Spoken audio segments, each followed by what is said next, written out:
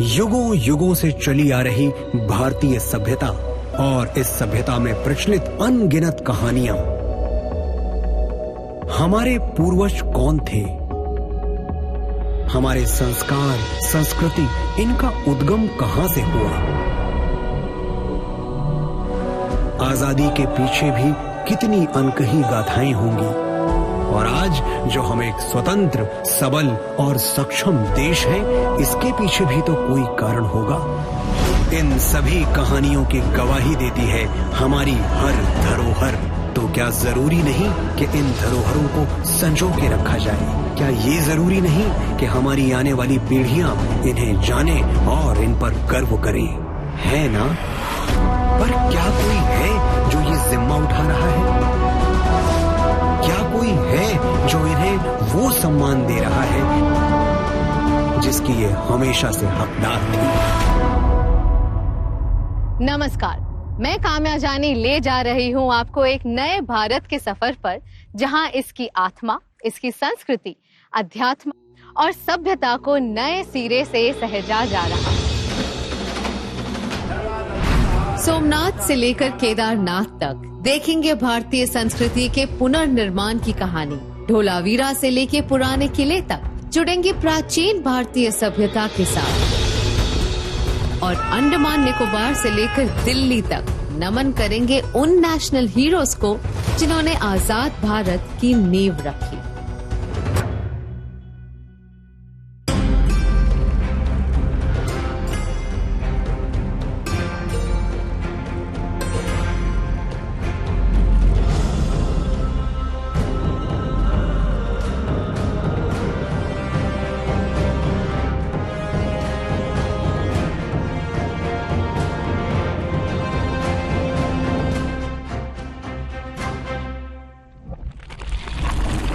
शुरुआत करते हैं सतयुग से। ये कहानी है ब्रह्मा, विष्णु और महेश्वर की। ये तब की बात है जब महादेव ने ब्रह्मा और विष्णु जी के ऊपर क्रोधित होकर ज्योति स्तंभ का रूप लिया और उस स्तंभ की ज्योति धरती पर जहाँ जहाँ पड़ी, उन स्थानों पर आज हम शिव जी के ज्योतिर्लिंग को देखते हैं। 12 ज्योतिर्लिंगों में सबसे पहले आते हैं श्री सोमनाथ महादेव।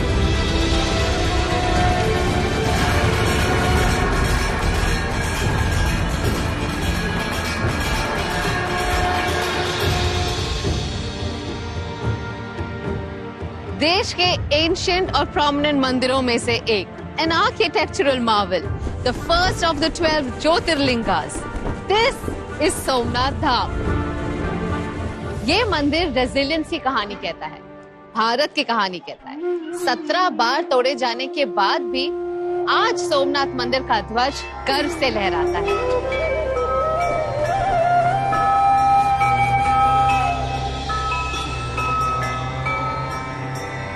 अगस्त 2021 में प्राइम मिनिस्टर मोदी ने इस मंदिर के कई प्रोजेक्ट्स इनॉग्रेट किए और अब इस स्पिरिचुअल सेंटर को प्रसाद स्कीम के तहत वो इंफ्रास्ट्रक्चर और सुविधाएं मिली है जो आने वालों के एक्सपीरियंस को और भी इमर्सिव बनाए। और आज लाभ ये हो रहा है कि इन सारी चीजों ने भारत के टूरिज्म को भी एक बहुत बड़ा बल दिया है। भारत की नई पीढ़ी को हमारी उन पुरातन महान परंपराओं को तरफ नए सिरे से देखने का एक आकर्षण बना है।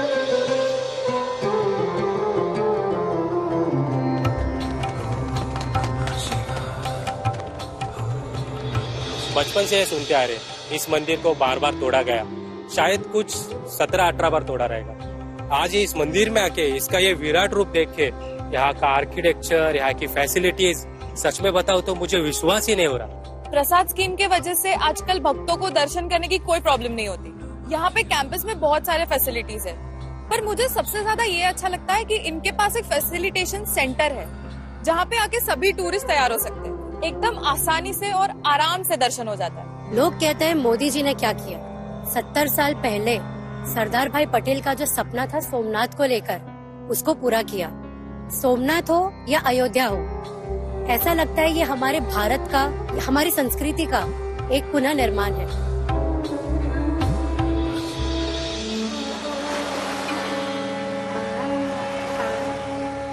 Prime Prime Minister Modi has also laid the foundation of a grand Parvati temple, which is right next to the main temple.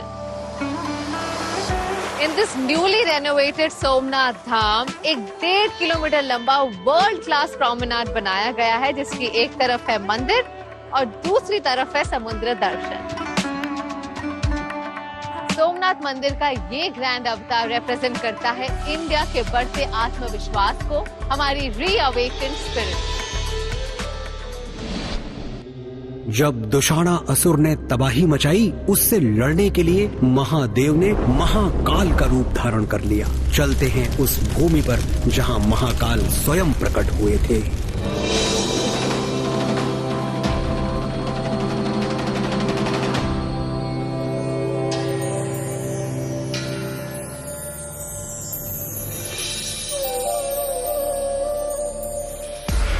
चाहे स्कंद पुराण हो या कालिदास का मेघदूत, महाकालेश्वर मंदिर का वर्णन हर जगह बड़े डिटेल में मिलता है।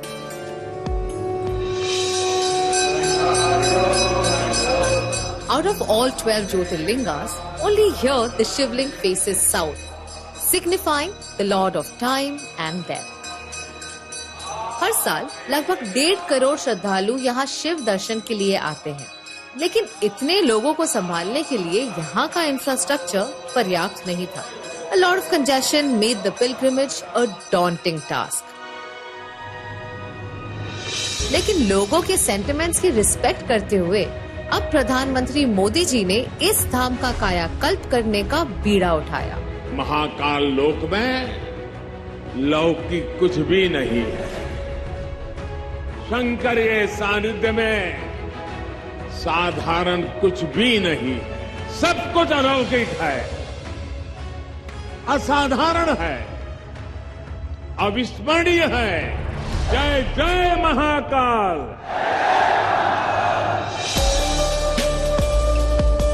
अब यहाँ है ड्रिंकिंग वाटर और सैनिटाइजेशन फैसिलिटीज, चौड़े रास्ते, एल्डरलीज के लिए इलेक्ट्रिक व्हीकल, कैंपस में है खाने पीने की व्यवस्था और भी बहुत कुछ। साथ ही भक्तों की सुविधा के लिए हर इंस्टॉलेशन और स्कल्पचर के आगे टेक्नोलॉजी को पिरोया गया है। आज से पहले भी 2 बार तो मैं यहाँ आ चुकी हूँ, पर इस बार का जो माहौल है वो कुछ और ही है। What I am seeing, it's phenomenal। भीड़ तो आज भी लगी रहती है, लेकिन दर्शन के लिए ज्यादा देर किसी को रुकना नहीं पड़ता, सब फटाफट हो जाता है।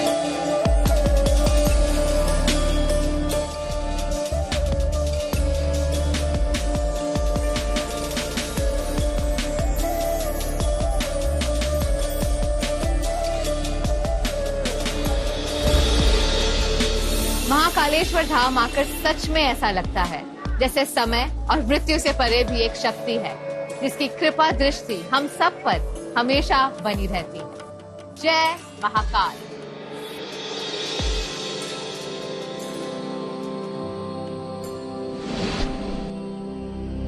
सतयुग की ही बात है, जब भगवान श्री विष्णु जी ने अपना सुदर्शन चक्र चलाकर मां सती के मृत शरीर को 52 टुकड़ों में बांट दिया। तब धरती पर जिन जिन जगहों पर मां सती के अंग गिरे, वहां एक एक शक्तिपीठ मौजूद है, जिनमें से एक है पावागढ़।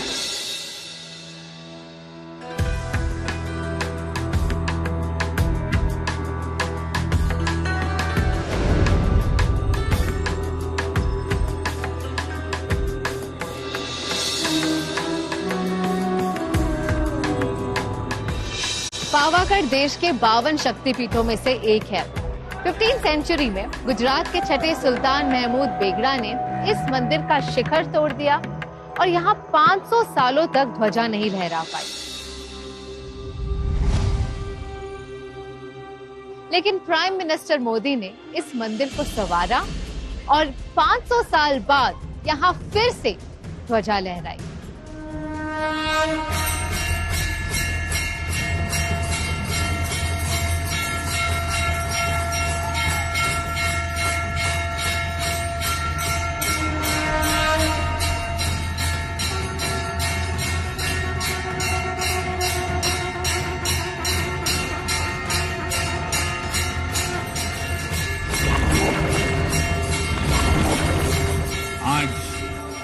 सदियों बाद पावागढ़ मंदिर में एक बार फिर शिखर पर ध्वज फहरा रहा है।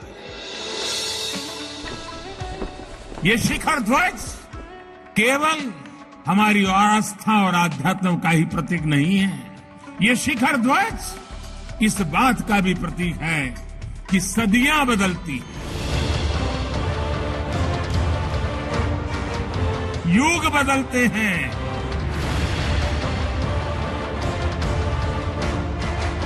लेकिन आस्था का शिखर शाश्वत रहता है। माँ काली माता की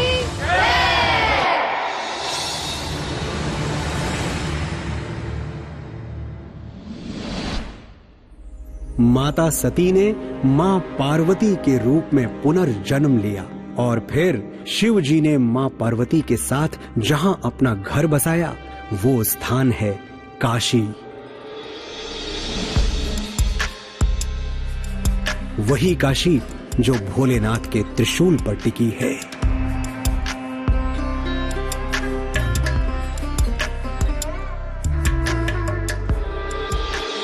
जीवन मरण के चक्र से मुक्त होकर अगर किसी को मोक्ष प्राप्ति करनी है तो उसका रास्ता केवल एक जगह पर ही मिल सकता है, बनारस। यहाँ बसते हैं हमारे जग के दाता श्री काशी विश्वनाथ। मंदिर के चारों ओर इतनी संकरी गलियां, गंदगी और अव्यवस्था हुआ करती थी कि श्रद्धालुओं का तीर्थ यात्रा पवित्र मन से करना दूभर हो जाता। अगर ये आज की पीढ़ी को हमें दिखाना है तो कहीं गंदगी के पास इतनी बड़ी भव्य व्यवस्था है तो भी हम उसको प्रभावित नहीं कर सकते, क्योंकि वो वही देख करके वो जो देखना चाहिए वो छूट जाता है। गांधी जी ने भी 100 साल पहले काशी की अव्यवस्था की ये समस्या व्यक्त की थी, जो आखिरकार अब प्रधानमंत्री मोदी जी के हाथों इनॉग्रेटेड काशी विश्वनाथ धाम प्रोजेक्ट से सॉल्व हो गई।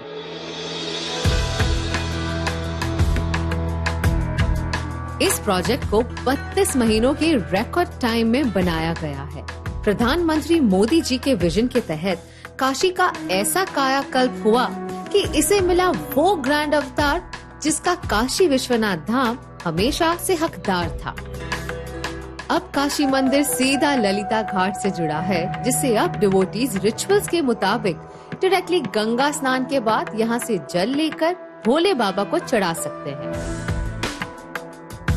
20 फीट चौड़े कॉरिडोर के साथ मंदिर को अपना एक ग्रैंड कोर्टयार्ड भी मिला है। काशी विश्वनाथ मंदिर के कंप्लीट ट्रांसफॉर्मेशन से इस ऐतिहासिक और पौराणिक टेम्पल को मिली है वर्ल्ड क्लास अमेनिटीज, जो देश के स्पिरिचुअल कैपिटल काशी को एक वर्ल्ड क्लास स्पिरिचुअल डेस्टिनेशन भी बनाएगी।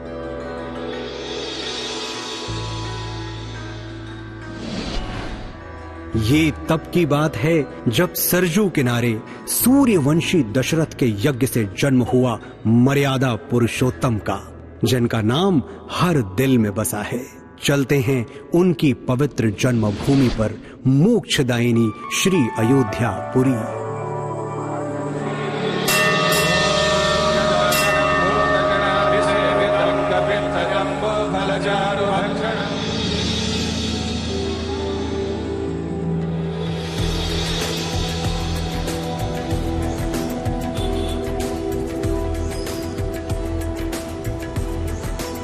क्या आप कभी सोचते हैं कि हमारे इंडियन कल्चर में हमेशा माता पिता की सेवा करना, परिवार के प्रति जिम्मेदारियां उठाना या दोस्तों का साथ निभाना, ये सब हमारे जहन में क्यों है?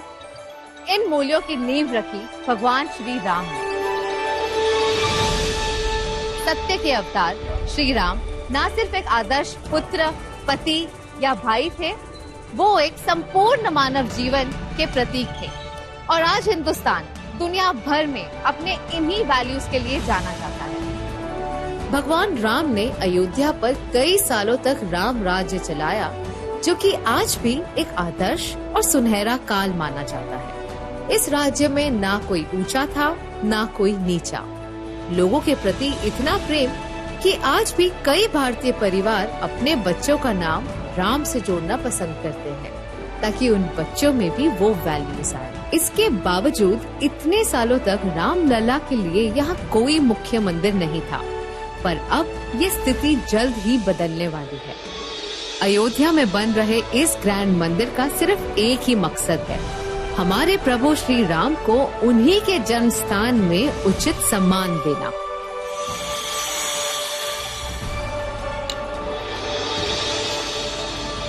पाँच अगस्त 2020 को प्राइम मिनिस्टर मोदी जी ने यहाँ पर भूमि पूजन करके इस पावन कार्य की शुरुआत की।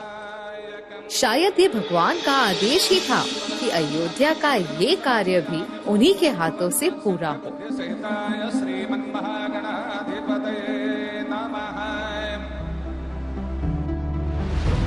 2.7 एकर्स में फैला हुआ ये मंदिर 235 फीट चौड़ा, 360 फीट लंबा और 160 फीट ऊंचा होगा। एक बार पूरा होने के बाद ये दुनिया का तीसरा सबसे बड़ा हिंदू मंदिर होगा। मंदिर के ग्राउंड फ्लोर पर होगा गर्भगृह और फर्स्ट फ्लोर पर प्रभु श्री राम का दरबार बनाया जाएगा।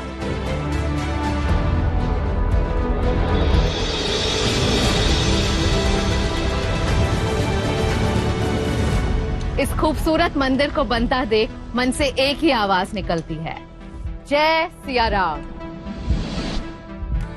और अब हम आरंभ करते हैं द्वापर युग की वो महागाथा जिसका नाम है महाभारत। कहा जाता है कि महाभारत की लड़ाई के बाद पांचों पांडव चारों तरफ हुए मृत्यु के तांडव से बहुत दुखी थे। इस व्यथा से मुक्ति पाने के लिए उन्होंने भगवान शिव को ढूंढना शुरू किया ताकि उनके आशीर्वाद से उनका मन शांत हो सके। तब महादेव ने उन्हें यहीं इसी स्थान पर दर्शन दिया।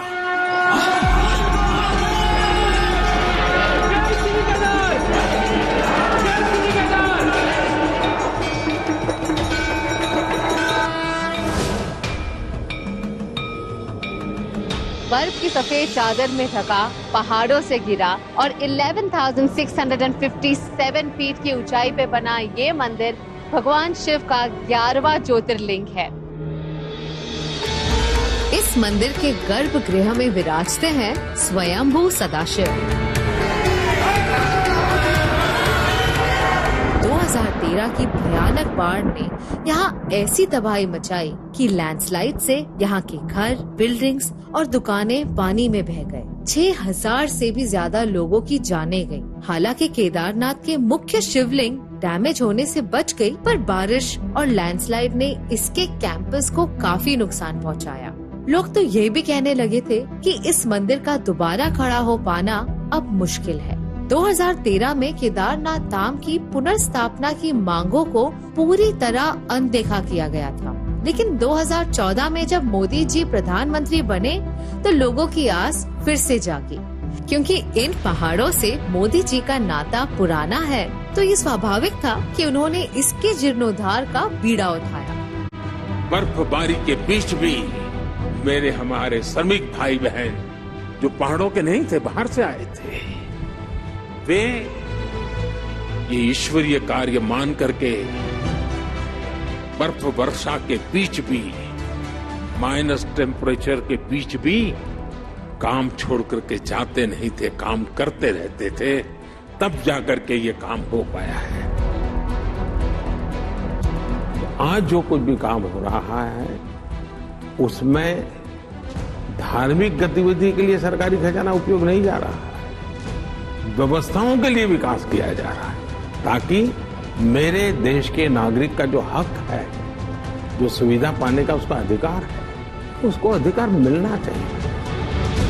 बहुत ही अच्छा सुखद अनुभव हो रहा है और माननीय प्रधानमंत्री मोदी जी अपने दिशा निर्देश से और अच्छे कार्य से मंदिर समिति को और रास्ते को बहुत ही सुलभ बना दिया है।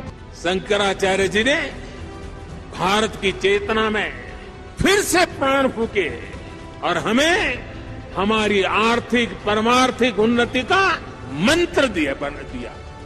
केदारनाथ धाम का नया रूप दर्शाता है नए भारत को, जो अपनी पहचान को न सिर्फ अपना रहा है बल्कि उस पे गर्व भी कर रहा है। अगर वृहद स्तर पर देखें, अगर ये महसूस करें कि ये क्यों हुआ, ये परिवर्तन क्यों हुआ, तो आप पाएंगे कि ये किसी भगवान के भक्त का ही काम हो सकता है।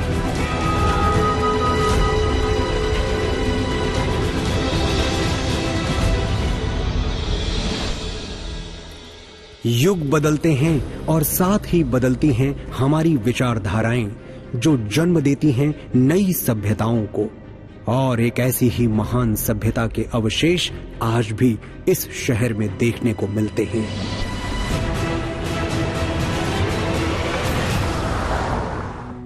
आज मैं जहां हूं, ये उन जगहों में से एक है जिसकी वजह से हमारी कंट्री मदर ऑफ सिविलाइजेशन कहलाती है। धोलावीरा इंडस वैली सिविलाइजेशन के समय के सबसे बड़े शहरों में से एक था। रिसर्च बताती है कि धोलावीरा शहर को एक प्री ज्योमेट्रिक प्लान के मुताबिक बनाया गया था। ये शहर 3 डिविजन्स में ऑर्गेनाइज था: सिटाडेल, मिडिल टाउन और लोअर टाउन। और यहाँ उस वक्त भी defence system, gateways, built up areas, street systems, stone built water systems, wells और लार्ज ओपन स्पेसेस की सोफिस्टिकेटेड फैसिलिटीज मौजूद थी। धोलावीरा के लगातार होते रहे एक्सकवेशन से इंडस सिविलाइजेशन के बारे में काफी नई इंफॉर्मेशन सामने आई।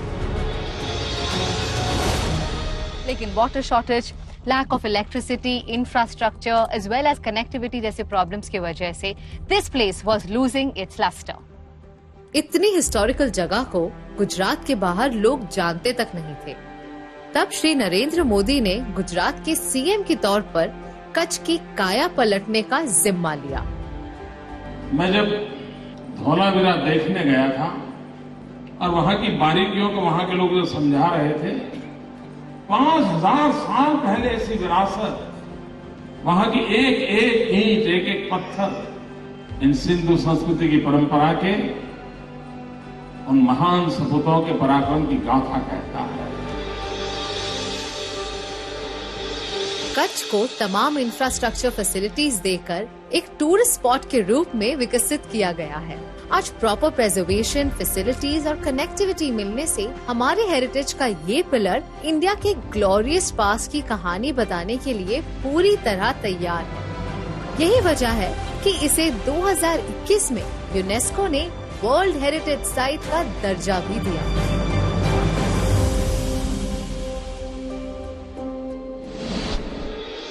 इन्हीं सभ्यताओं से जन्म लिया अनेक साम्राज्यों ने, और जब चारों तरफ युद्ध का तांडव मच रहा था, तब गुरु नानक देव जी ने इस भूमि से एक पावन कार्य का शुभारंभ किया।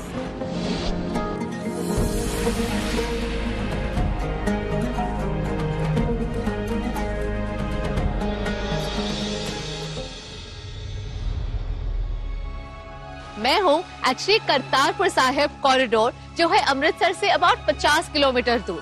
अब इस जगह की खास बात यह है कि टर्मिनल के उस तरफ है पाकिस्तान, जहाँ है वर्ल्ड फेमस गुरुद्वारा श्री करतारपुर साहिब। आज सरहद पार स्थित इसी जगह से सिख गुरु नानक देव जी ने लंगर की शुरुआत की थी। गुरु नानक देव जी ने अपनी जिंदगी के आखिरी 18 साल इसी भूमि पर बिताए।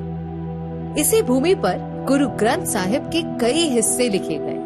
इंडिक रिलीजन्स में सिख धर्म का बहुत महत्वपूर्ण स्थान है।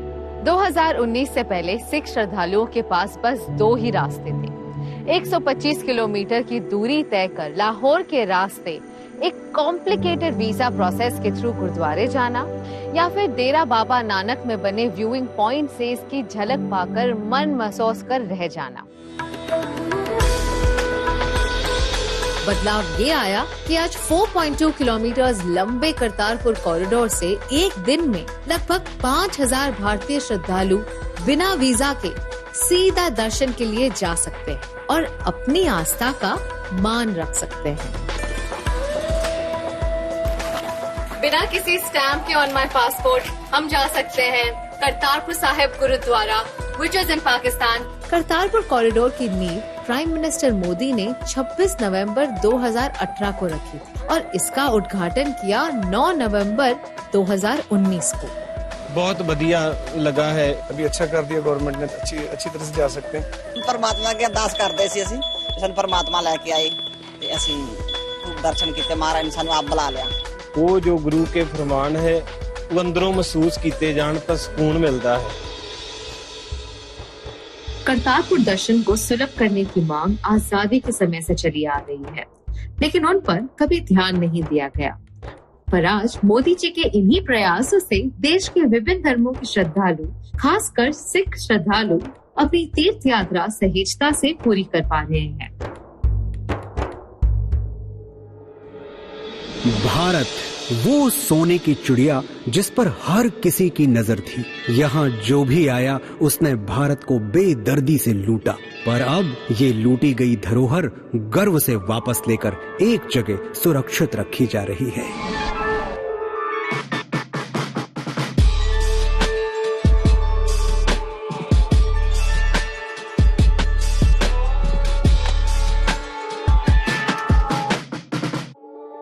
आइए चलते हैं पुराने किले की ओर। ये दिल्ली के मशहूर फोर्ट्स में से एक है और यहाँ के सेंट्रल एंटिक्विटी कलेक्शन में कुछ ऐसे आर्टिफैक्ट्स हैं जिनके बारे में जानकर आपको बहुत गर्व होगा।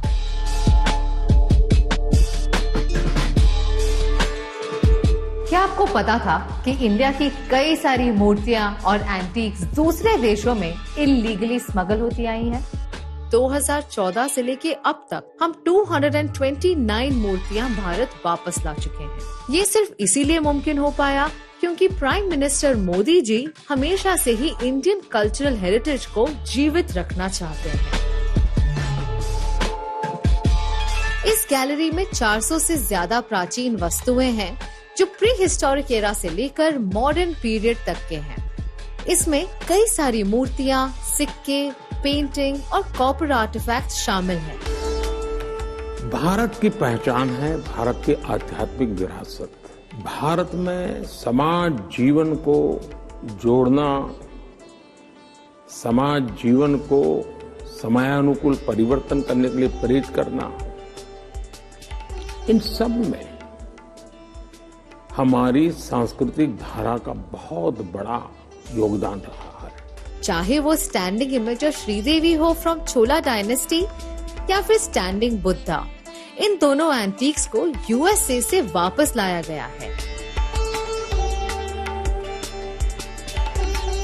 ब्रह्मा ब्राह्मणी का मार्बल स्कल्पचर जो गुजरात के ओपन म्यूजियम में चुराया गया था, उसे यूनाइटेड किंगडम से रिकवर किया गया।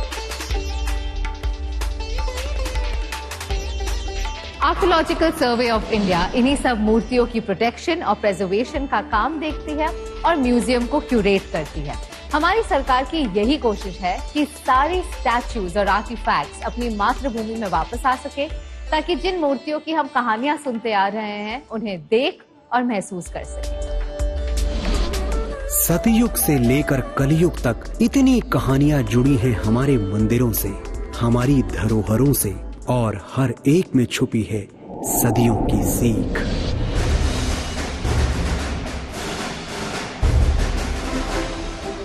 पर ये सफर तो अभी बस शुरू हुआ है।